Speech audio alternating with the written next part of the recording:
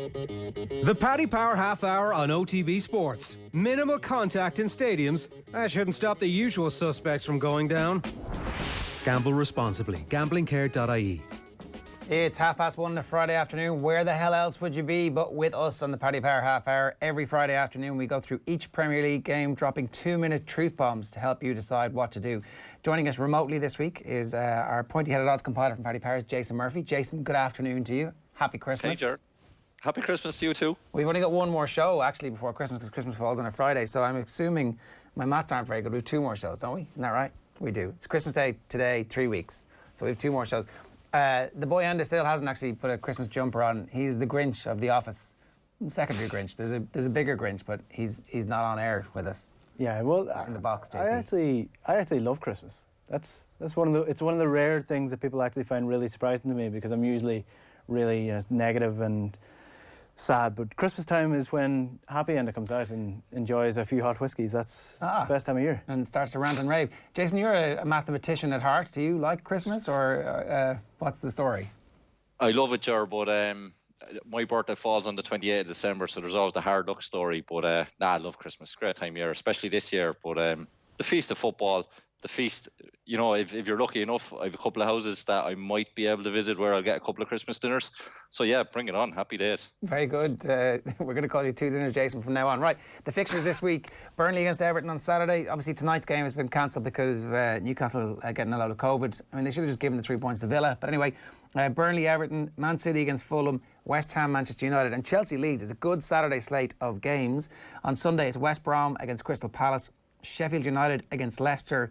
And then it starts to get good. It's Spurs against Arsenal. That's our live game on Off the Ball on Newstalk on Sunday afternoon. And Liverpool against Wolves on Sunday evening. Then Monday is Brighton against Southampton. That one kicks off at 8 o'clock.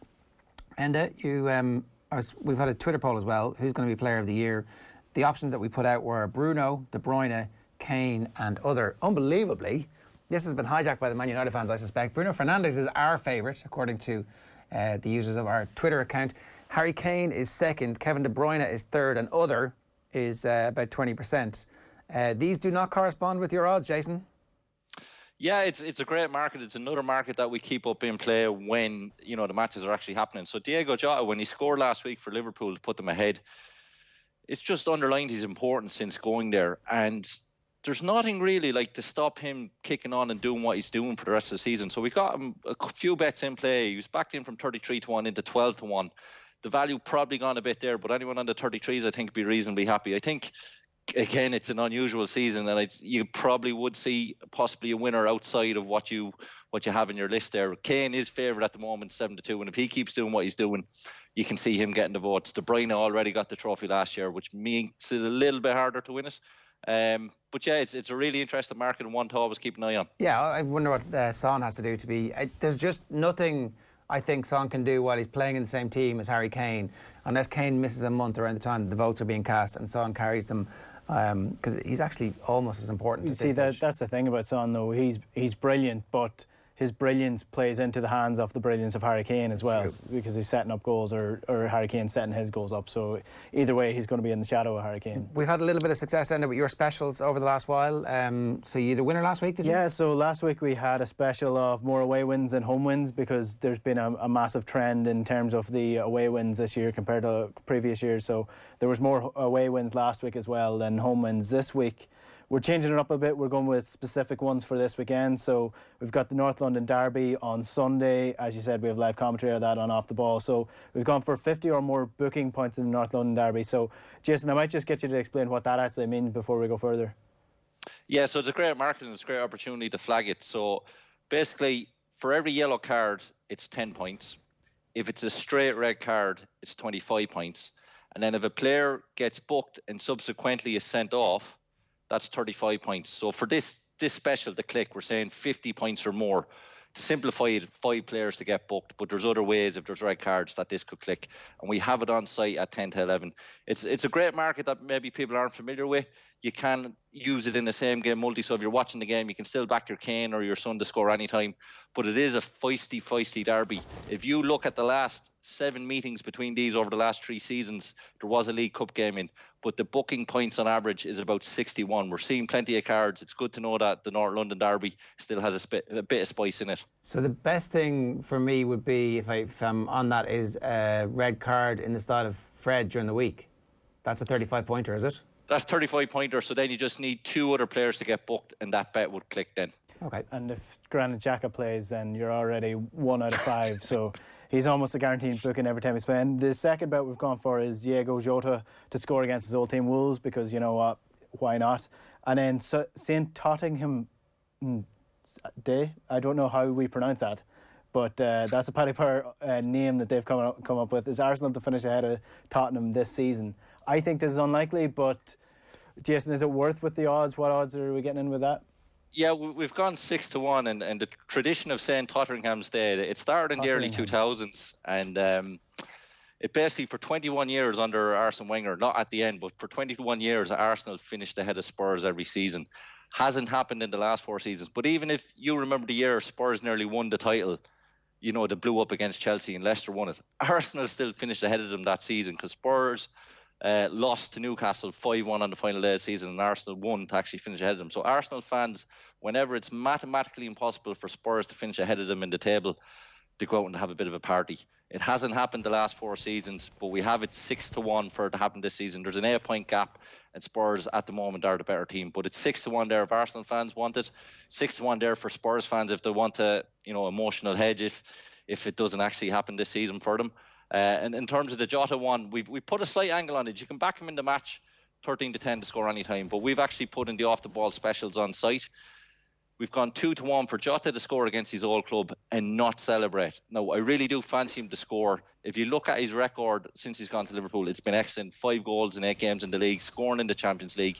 He's getting more quality of chances in open play than Mo Salah, and it's no surprise that he has hit the ground running. If you look at his first season for Spurs, he scored 9 goals to Raul Jimenez's 13, but all 9 of his goals came in open play. So if you put him in this Liverpool team, he was always going to score goals. So 2-1 for him to score and not to celebrate. I hate players when they don't celebrate. It just doesn't make sense. But I think it's a nice one that if you're watching the game, it's a nice one to back. What constitutes not celebrating? Is like a is it like, does he have to correct himself? How do you?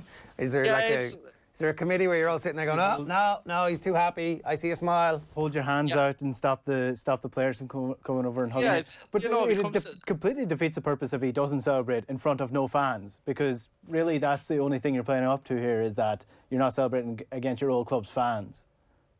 That's part of it, but we've seen players do, no matter what corner of the stadium it is, whether it's away fans, home fans, that, you know, it's pretty obvious they'll come to a sudden stop, they'll put the hands by the side. But the great thing about Paddy Power is we'll always want to give you a fair bet.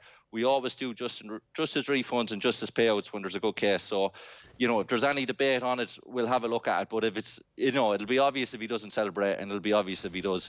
He does have to score, let's say that, and you don't always have to have a bet, but I think it is a good interest bet. Yeah, okay. So before we go on, do we have any humble pie? A little bit from last week. Well, we might do later on. Okay, we'll do that later on. Okay, all right, let's get into it. Burnley against Everton is the first game that we're talking about. The poll here that we put up on Instagram before the game, it's a landslide in favour of Everton. Everybody massively overreacting, 87%. Everybody massively overreacting, in my mind, to the Chelsea game, which is a traditional burial ground for Burnley. Go on. Yeah, so Burnley go into this game obviously 5-0 against Man City last week, and it's bad luck for them. They got their first win against Sheffield United the week before, but Everton are in really, really bad form now. They've lost 4 out of their last 5 games, so it's not exactly a game where Everton are going into this full of confidence as well. So I think 87% of the voters a little bit getting ahead of themselves for this game. So going into this game as well, Burnley and Everton have a weird sort of a history. So there's never actually been a draw between these two, and Everton don't have a good record against Burnley. Not that that really matters all that much when you're looking at current form, but since both teams are out of form, I think that when you're looking at this game, you're probably looking at something like maybe an Everton both teams to score, or a low-scoring 1-0 win for Everton. It's never really been a high-scoring game between these two, but since there's never been a draw, you're not looking at a draw for this, even though Burnley are at home. So it's going to be a tight one. Carlo Ancelotti needs to get his side back up and running, needs to get scoring again. Calvert-Lewin's kind of gone on a little bit of a dry patch. So in this game, I think Burnley might just edge it, but it won't be a classic. Before we get to the odds, I just want to bring up something that's very important. Never bet on a dream. I dreamt last week. I woke up and I was like, I dreamed last night Dominic Calvert-Lewin's going to score. Well, I mean, I have to do this now, don't I? Yeah. It turns out you don't. And the right thing to do is ignore your dreams, because there's no soothsayer in it. You don't have any clairvoyance. It's all nonsense. Don't do it. When you told me you had that dream, I bet on that as well. I'm sorry about that. I shouldn't have. I'm going to keep that shit to myself in future. What is the money actually telling us, Jason? What I will say is I had a dream myself, and I still remember it was about 20 years ago, and I woke up, it was about 12 o'clock on the Saturday, obviously having a lie-in, and it was Everton West Brom, the 3 o'clock kick-off, and I dreamt that Everton would win 1-0. The price was 7-1. And I did back it, luckily enough. But, there's no harm having a bit of an interest bet. Dreams do come true from time to time. They don't. Well, it does happen. But in terms of this match, to wrap up quickly, it's Burnley 3-1, the draw 12-5, and Everton 10-11. Not quite as strong as what the poll is saying, but Everton at 10-11, it's not a good bet as far as I'm concerned, especially when you consider, I think this is going to be a low-scoring game. Burnley's matches this season, on average, a little over 2 goals per game, albeit they did suffer the traditional hammering against Man City. But at home as well, the goals per game, it's less than 2 goals per game whenever Burnley bring a team to Turf Moor. And like we said, Everton have been in great form, 1 win in 5. So for me, I'd avoid the Everton at 10-11 and maybe try and get Burnley on side, or the under 2.5 goals at 8-11. Yeah, the under sounds good to me on that one. So Manchester City against Fulham is next. Again, landslide. What is it? 91% in favour of Pep. Just 9% likes a little bit of Scotty in the streets. Right, City looking for back-to-back wins for the first time in the Premier League this season. Fulham looking for back-to-back wins in the Premier League for the first time since 2013. The points total that Man City have, though, is their worst start to a Premier League campaign since 2010. So not exactly cooking until last week. I think this is the start of the death spiral for Fulham as well. 5 of the big 6 in the next 9 games. This is where Scotty Parker earns his corn, or you want to get on him now for first manager to be sacked. I think this is an unusually important game for City, because if they can put back-to-back killer performances together, they will catapult themselves back into a period of dominance, and it feels like they're ready to do that. That actually the defensive signings have worked out and the squad is getting a little bit fitter, and if they can get to Christmas with Aguero suddenly ready to come back into the team, then I still have them as Liverpool's most realistic challengers, and I actually expect them to steamroll Fulham this week and to hammer them. Obviously they're going to be heavy favourites here, Jason, but a big win, I think, for Man City is on the cards.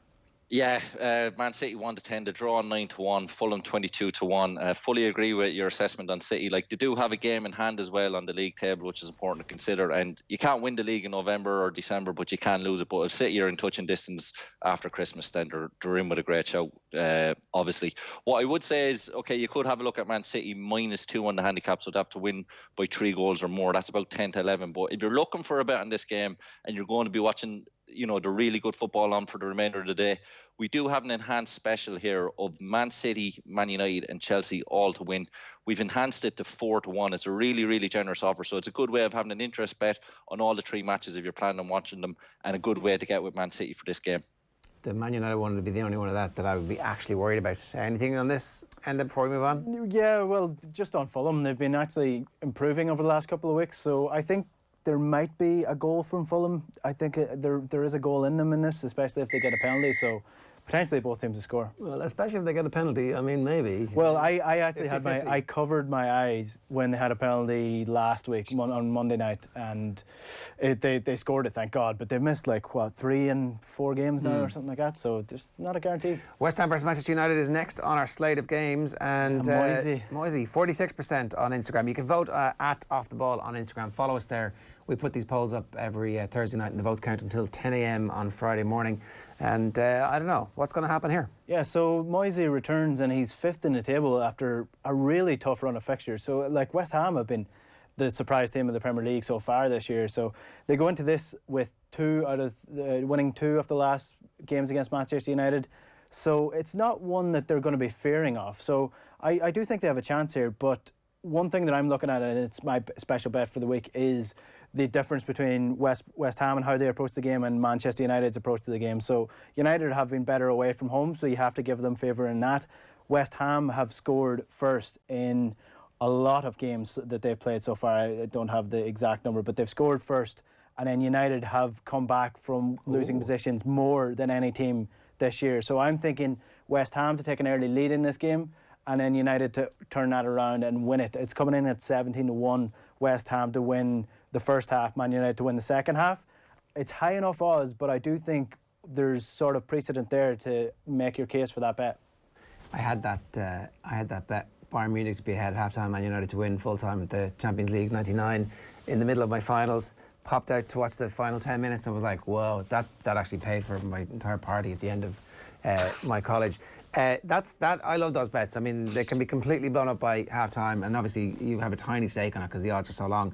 But I just think West Ham, David Moyes is going to like to stick a punch in the eye or stick his loaf on Ole Gunnar Solskjaer here. That's exactly what he's looking forward to this weekend. Yeah, absolutely. And he has the tools and the system to do it. We've West Ham priced at 13-5, the draw 5-2, and United even money. It's just a shame he didn't use this system when he was at United. He obviously picked it up in between jobs. He went to Leipzig in Germany and researched a bit before bringing this system to West Ham, and it's really paying dividends now. Like Enda alluded to, United's last 2 visits away to West Ham, they've actually lost. And United went off about 5-4 away to Everton, and they're going off a bit shorter here to West Ham. Is there a Man United tax? They do see a lot of favouritism with Man United fans, like across the UK and Ireland. Like, particularly in Ireland, the most supported clubs are Liverpool and United by some distance. So weight of money does carry it. But at the same time, there's doubts over Rashford for this game. Even if he was fit, United had even money with a massive game to come the following week. It's just with West Ham the way they're going. The poll is probably, I think, had West Ham there 40-something%. If that's what the poll's saying, then the 13-5 on West Ham is definitely worth a look. Yeah, it's definitely better value than your Man United bet. Okay, so Chelsea against Leeds is next. Kepa, remember him? 68% say Chelsea. Edouard Mendy has helped Chelsea to 8 clean sheets in 11 games. That's why I don't think there's going to be a goal fest here. I think XG might say something different, but Chelsea won 7 of their last 8, and I think they're starting to look like a proper team. My take is that Chelsea are starting to bed in. Combinations are starting to gel. The squad is really deep. Lampard is learning on his feet, and I think showing signs of being a good manager. And I actually think Chelsea can go close this season. It's games like this that they're going to have to win if they're going to do that. And if the kids fulfil their potential, I think they're potential Champions League winners in the next 4 or 5 years. I am buying Chelsea long term, and I am buying them here. And I would make them heavy favourites to win this game. And I think actually they could win 2-0. That's what I think is going to happen. I think Leeds are about to enter a little bit of a sticky period, Jason. Yeah, fully back up what you're saying in terms of Chelsea. They've been backed into 16-1 for the Champions League, and the important thing about topping the group is that they'll avoid Bayern Munich in the last 16. So to have all the tools and the equipment and the squad to be one of these top European clubs again, the only thing that's probably not proven world class about them at the moment is maybe the manager Frank Lampard, but he has turned around, like you've alluded to, their clean sheet record defensively. Mendy, a massive part of that. It was a stick to beat Lampard with, but he has them purring at the moment. And Mendy, he's been phenomenal. If Chelsea do pick one up, the big prizes, whether it's the league title or the Champions League, and they do have a chance of both this season, Mendy potentially will be the signing of the season if it keeps going this way. In terms of this game, we do have Chelsea as favourites, as you allude to. They're 1-2 at the moment. The draw 7-2, and Leeds 9-2. What we do have is a shot on target special. So it's 3 players to have 1 shot on target in the game. It's Werner, Ziyech, and Bamford. Was 7-4. We've now enhanced it to 7-2. It's a really generous offer. Werner's on penalties. He's averaging 2 shots a game for Chelsea since he signed. Ziyech, if you look at his career history, he averages over 4 shots a game. Obviously, he played in Holland with Ajax and probably got a few more shots there than it would be considered, but he should definitely be getting a shot away here. And the last one then is Bamford. If you look at the European top 5 leagues, players that have played 9 games or more this season, no player is getting more shots off per game than Patrick Bamford. He's actually got off 4 shots per game. So really, all of these 3 players have a shot on target. Is a great bet at 7-2. Interestingly, I'll ask you, who's the player to have more shots per game across Europe's top 5 leagues this season? Zlatan. On the ball. Really? Incredible. Yeah, nearly 6 shots per game. Something like 10 goals in 6 games for AC Milan. Age is just a number, really. Well, it's just that he was top goal scorer, which I was shocked to see a couple of days ago. That's the first thing I'd looked at, and that was and there you go. I'm actually retiring now. See you later, lads. Stick that in your millennial pipe, Enda. I know we're get an answer out. I know we're out of time here, but just on Edouard Mendy, I think people are giving him a lot of credit, but I think you have to give credit to N'Golo Kante, who has finally been put back into his position as centre defensive midfield. Yeah. Imagine that. Imagine putting the key component to Leicester's Premier League title and the key component to Chelsea's Premier League title into his proper position, and it actually paying dividends. Is it 3 seasons or 4 seasons of various managers like looking at him and going, no, I can turn you into something else. Anyway, let's move on. West Brom against Crystal Palace, the game of the weekend, and people are just about leaning towards Crystal Palace at this point. 2-1. Palace are in terrible run of form. I think kind of where we think Palace would be generally, but the key component to that is that Wilfried Zaha has tested positive for COVID-19. He should be back for this game. He's passed his 10-day period of isolating, so he can play in this game. Whether he will play in this game is a different question, but that's going to be key really in this. Of Crystal Palace's games without Wilfried Zaha, and with it 17 games, 15 defeats without Wilfried Zaha. So that's how important he is to them at this point in time. And it showed that against Newcastle last week. I sat through 85 minutes of the Newcastle Crystal Palace game on Friday night last weekend, and then I turned on to the toy show, and then I turned it back, and it was 2-0 Newcastle.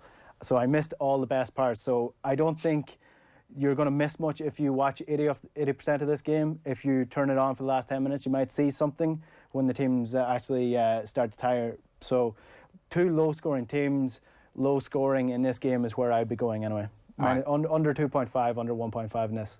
All right. Jason? Yeah, fully agree with Enda. Summed it up perfectly there. The price at the moment, West Brom 15-8, the draw 2-1, and Crystal Palace 6-4. Apparently Zaha is to have a test on Saturday, and if it's negative, then he'll be cleared to play. And that price to me of 6-4 Palace suggests that Zaha does play. If Zaha doesn't play, then if West Brom are still dogs, that's what you'd go with, West Brom at the bigger price. But really, that's it in a nutshell. Whether Zaha plays or not is the only thing you need to know for this game. But come the end of the season, I've alluded to it before, if one of these teams stay up come the end of the season, it'll be down to maybe getting a result in a game like this. So it is important for both clubs, but maybe not important enough to get up Sunday morning if you're having a lie-in. It's a 6-pointer that nobody needs to see. Right, Sheffield United versus Leicester is next. It is 87% think that Leicester are going to win this game. 13% think that it's going to be Sheffield United finally popping their cherry this season. Can both teams lose? Enda special last week looks good value now. I think the Sheffield United won't win before Christmas, down from about 7-1 to about 3-1 at this point. This is a good chance for them, I think. Our Liverpool and Celtic supporting members of Team OTB here, all curiously delighted about what's happening to B-Raj. I think he's proven to be an excellent manager in his career, and I don't really get the Schadenfreude. There'd be no 10 in a row attempt without him. There is no doubt that Brendan Rodgers is a good coach. He was way better when than it comes to big games, there is evidence there to say that his teams often bottle it, and that's what I said last week, and they did against Fulham. I'm saying shut up the Liverpool and Celtic stands. Let B-Raj be B-Raj. What have you got against this poor man trying to make the most of his life and the humble gifts that he was given, and he's from a grim enough part of the world, and here he is with a smile that lights up the world.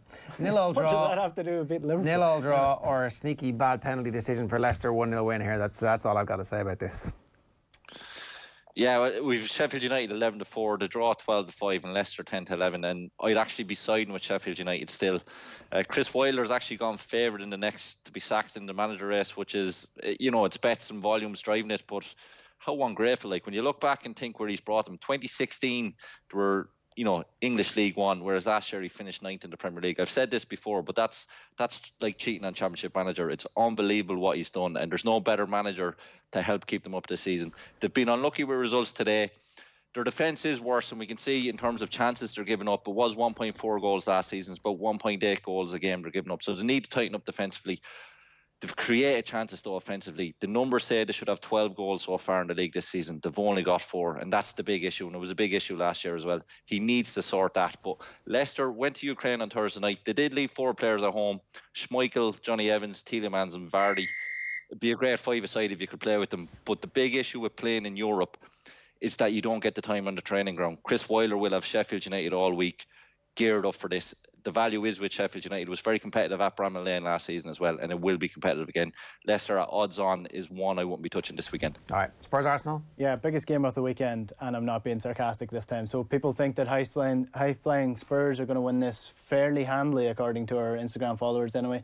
We do have commentary off this game. Nathan Murphy and Brian Kerr will be on commentary for that game. So in this game, really, you're looking at what we mentioned earlier, the bookings and the sort of the weirder bets that you might not see, because you're not really getting the value that you should be in these bigger games when the top 5 teams, or what should be the top 5 teams, are playing against each other. So Arsenal are really, really poor these days, and one of the key issues and one of the key things that I want to look at here is the amount of crosses. And Arteta spoke about this last week. He's clearly taking what he learned under Pep Guardiola and trying to transfer it to Arsenal. They had 33 crosses last week, and they only had 2 successful ones. So you're looking at, you can bring that tactic across all you want, but if you don't have Kevin De Bruyne putting in the crosses, and you don't have Aguero, Jesus, Sterling, Bernardo Silva all in the box getting onto them, then they're not going to be successful. And they have the highest failure rate of crosses across the league, lowest accuracy, highest amount of crosses going in. So the tactic is clearly not working, and it's clearly isolating Arsenal's best asset in Aubameyang. He has scored very few goals this year compared to last year. He looks a really frustrated figure. They're clearly not playing to his strengths, and it's not working for them because they're low scoring, they're boring to watch, and they're probably going to get beat by Spurs again this weekend. Yeah. Jason? Yeah, look, we've Spurs 10-11 to draw 12-5 and Arsenal 11-4. And what I do as an odds compiler is you try to take the emotion out of it, and that price on Spurs looks a bit short to me, just for a couple of reasons. If you look at this game when it was played in lockdown in July, same venue, very similar teams, Spurs went off something like 13-8, so that's a massive change. Now, obviously, the narrative has changed. There's been signings for both clubs, but that's a big jump. There are fans let back for this game, and the studies have shown that home advantage, if you play in a really small stadium with even just 100 fans, you will get a certain amount of home advantage. Once you get to 3,000 fans, it doubles the home advantage that you get. But from 3,000 to 30,000 fans, it doesn't increase by that much more. So there will be 2,000 Tottenham fans in here. So home advantage is going to come back with the fans, and maybe partly explains that Spurs price. But given the price it went off in July, given it's a North London derby, I won't be touching Spurs at that price. Maybe have a look at the penalties angle. There has been 5 penalties in the last 4 meetings. And as we alluded to with bookings, they normally get high because of the emotion, the edge that is involved in the derby. And maybe there could be a silly tackle or a trip in the box. So maybe have a look at the penalties. But Spurs are just a bit too short for me on that. And Arsenal fans, if you want to support your club, 11-4 is a fair bet. All right, 2 more games to get through for this weekend. It's Liverpool against Wolves. I'd like to look at this one. It is Liverpool 81%, Wolves 19%. I don't suspect the odds are quite so one-sided. Let me just talk briefly about this. I think this has a scratchy 1-0 win written all over it, and who better to score it than Diogo Jota? Liverpool fans have obviously warmed to him after initially wondering why he was signed. Turns out he good. That's the long and the short of it. Wolves have regressed somewhat from last season. That was the narrative up until a couple of weeks ago, and then it turns out actually maybe the bad form was just a blip and they're back to being good again. This is their chance to prove that they should be considered a team with proper European credentials, capable of going on a run. So that makes it a big game for both teams. And Caoimhín Kelleher, we've just heard in the last hour, will be starting this game for Liverpool. Trent Alexander-Arnold is back in training, but not expected to play. So the cavalry is coming for Liverpool. That just makes me feel like they are going to win this game, but it's not going to be very easy for them. Raul Jimenez isn't going to play in this game as well, though, so that's a big bonus because he's been getting on the score sheet for Wolves throughout the season. So I think it's going to. I do think it will be low scoring because 1-0. it generally is in a Wolves game. What are we looking at, Jason? Yeah, Liverpool 1-2 to draw 3-1 and Wolves 11-2. There is still a lot of team news up in the area. You've alluded to some of it there. I'd be waiting for the lineups before getting involved. It's interesting on Wolves. The markets have been completely against them this season. Like our ratings would have Wolves virtually a shorter price in the market at every price they've gone off in the league this season, and it's just a bit hard to understand why, because they are a really, really good team. They went far in the Europa League last season and probably cost them a little bit in their final league position and possibly maybe even breaking into the top 4 when you consider that Nuno does not rotate his team that much. So I'm glad to see that the markets are starting to change a little bit with him. Jimenez is a big loss. There's no doubt about it. But over the course of the season, I think Wolves will do much better than some of the other teams, like Hassel, who has been getting a lot of love. That's the narrative a few weeks ago. Moyes is getting it at the moment. But if you look at Wolves, Nuno's got 17 points on the board, very similar to the other two managers. So, like I said, narrative plays a big part in it. But I think Wolves, come the end of the season, most of those clubs will probably finish top of the pile. Right. Yep. Just to finish up, we have Brighton against Southampton on Monday night, 8 o'clock. 79% people saying that Southampton are going to win this, and I probably fall in that bracket as well. It's now 17 games since they haven't scored in a game, so given Brighton's home record and given Southampton's scoring record, I do think this is probably going to be a win for the Saints, and they were quite good against Man United last week. I do think they probably did deserve to lose it. They went 2-0 up, surprisingly enough. But Brighton, again, they're looking dangerous on the counter-attack. Aaron Connolly was excellent against Liverpool as well last week.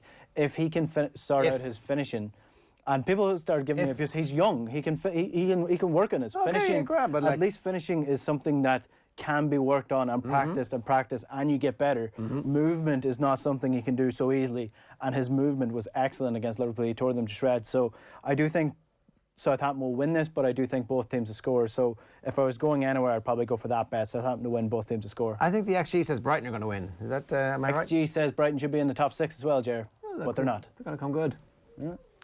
Yeah, look, Brighton 6-4, the draw 23-10, Southampton 9-5, and I think Brighton at 6-4 is actually a bet. If you look at their home games, they should have bet Man United, and those 3 points will help push them into the top half of the table if they had got them. I know they didn't. And against Liverpool last weekend, I thought they were very good. They kept Liverpool to just 2 shots on target. Okay, maybe very lucky with the penalty at the end, and they missed the penalty to possibly win the game overall. But they've been really good at home. And whereas Southampton defensively, the issues they've had with some goals they've conceded, especially the Spurs game highlighted it really well, was people getting in behind with pace, and that's what Aaron Connolly's got. And Danny Welbeck showed for the goal against Aston Villa last week that he's a bit of pace as well, although it does help when Tyrone Mings does Tyrone Ming things. So for me, Brighton at 6-4 is a bet, especially if Danny Ings doesn't play. Because it's on a Monday night, they've said that actually that extra couple of days could mean he's available, and he's a massive swing for Southampton. But if he's not, then Brighton is 6-4, and even if he is, Brighton at 6-4 I think is a good bet. Yeah, just on the Brighton home form though, like they're playing well, but they're one of 2 sides that don't have a win at home this year. So yeah, just because they're playing well doesn't mean they're actually going to get those wins, but they're not. Take what you just said yourself there in terms of Aaron Connolly, you can improve on your finishing. Like, the things you worry about is when a team isn't playing well or when a player isn't getting chances. I don't mind them missing chances. I don't mind them playing well and not taking their chances. As long as, I hate using the word now, but process, Brighton have the process. And if you keep doing that, keep creating the chances, Connolly, Danny Welbeck is a top striker, believe it or not. He's just been unlucky with injuries through his career. The goals will come for Brighton. Doesn't mean they'll definitely win. Like, the price is 6-4. It doesn't mean it should click, but I think it's the better price out of these two for these 2 teams on Monday night. My bet of the week is Chelsea -1 against Leeds. That's coming in around about 11-8 on paddypower.com at the moment. What's your bet of the week? It's West Ham half-time, United full-time 17-1. All right. Big odds, low bet. Right, okay. And you're eating humble pie? Yeah, I got greedy. I put Liverpool in with my Fulham bet, even though Fulham wrecked the bet anyway because they won on Monday night against Leicester. But two results didn't go my way last week, so we're stuck on 2-1. Still 2-1 with me in a game of hand. You're just making stuff up now, Enda. Like, just well, I because missed you keep saying it doesn't actually matter. No, Will made the bet in your absence and it didn't win. Away we go. Jason, good stuff. We'll see you next week. Thanks very much. The Paddy Power Half Hour is with you every Friday afternoon at 1:30, helping you to guide you through the maze of the various things that are available to you. We'll see you next Friday afternoon, bang on 1:30. Take care. The Paddy Power Half Hour on OTB Sports. Minimal contact in stadiums. That shouldn't stop the usual suspects from going down. Gamble responsibly. Gamblingcare.ie.